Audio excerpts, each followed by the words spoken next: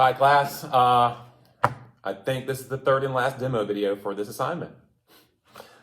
This one will be shorter. We have set up, well, the resin has set up, that's a better way to put it.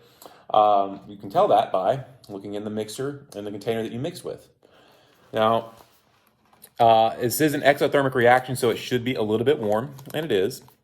But you want to wait until it completely sets up before you start to demold. That's 10 minutes or longer for the 300 Smoothcast 300. That is corroborated with this data sheet. So you can tell that this has set up because it has turned white, but also in here. Now, what you can do, you can pop this plastic out. So it completely it doesn't stick to this polyethylene plastic. This is polyurethane plastic. So the two different kinds of plastic do not mix together or stick to each other very well. So there it is. Came right out. It's a little oily. That is completely natural.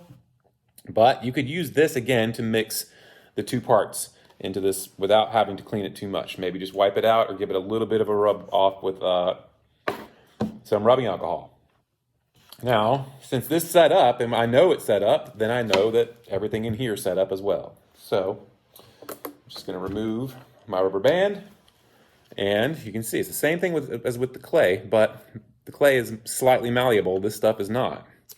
But I can pull the sides apart and release the plastic from the mold. I'm just squeezing up, pushing up from the bottom so that the cast comes out.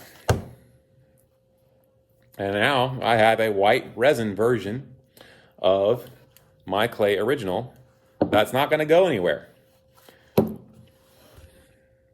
There you go. Now, you're going to notice things like this. This is the side that I poured it on.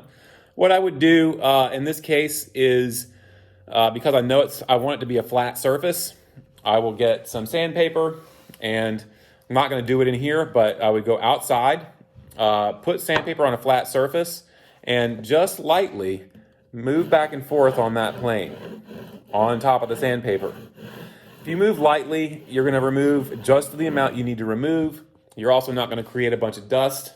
If you have a face mask or a dust mask, and you all should because we're in a pandemic, wear it while you're sanding and then wash your hands off afterwards. When this becomes a particulate, i.e. dust, it is not a good thing to breathe in. In this state, it is totally fine. So that's the process, guys. Hopefully you gained enough information off of the videos. We'll also talk in the Zoom meetings to clarify things with each individual mold. All right, good luck.